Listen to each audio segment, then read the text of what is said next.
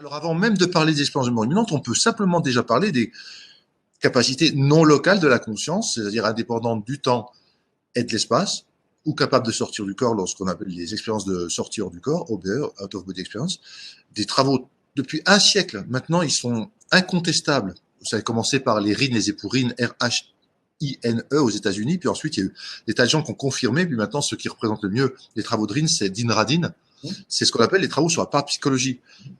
La conscience est indépendante du temps et de l'espace, elle est non locale. Ça veut dire quoi? Ça veut dire qu'elle peut percevoir des informations du passé, ce qu'on appelle la rétrocognition, du futur, la précognition, à distance, vision à distance. Elle peut être communiquer avec d'autres consciences à distance, ça s'appelle la télépathie, agir sur la matière, ça s'appelle la psychokinèse, et elle peut sortir hors du corps. Tout ça, tous ces phénomènes-là, alors les phénomènes de sortir du corps un peu moins prouvés scientifiquement, mais quand même, il y a quand même des données.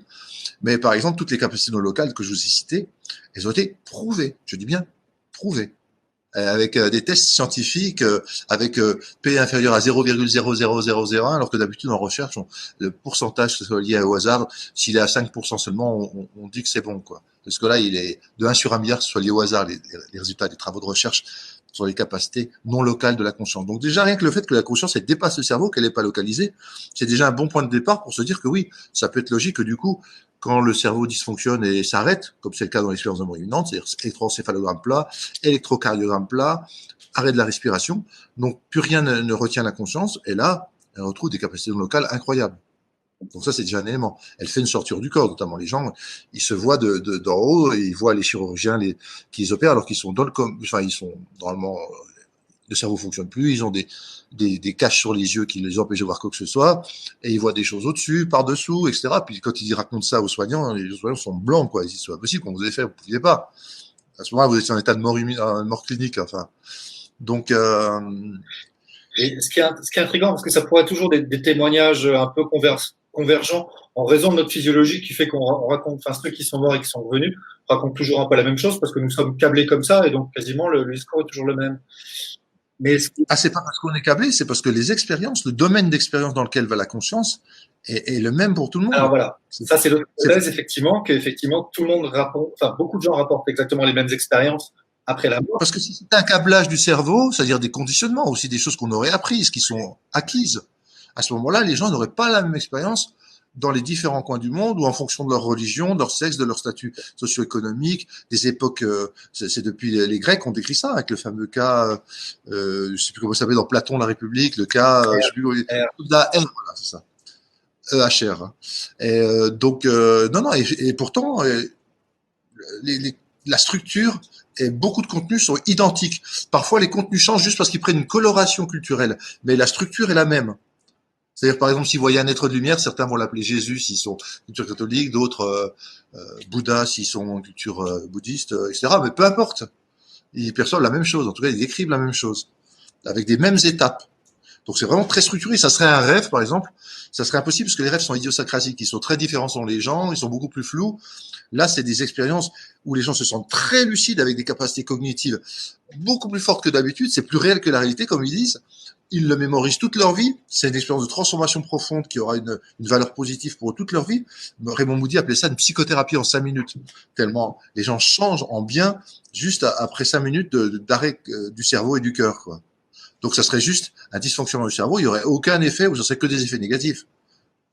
D'accord. Alors justement, rentrons un petit peu dans le détail de ces discours convergents qui résument Oui. un petit peu toujours les mêmes étapes, entre guillemets.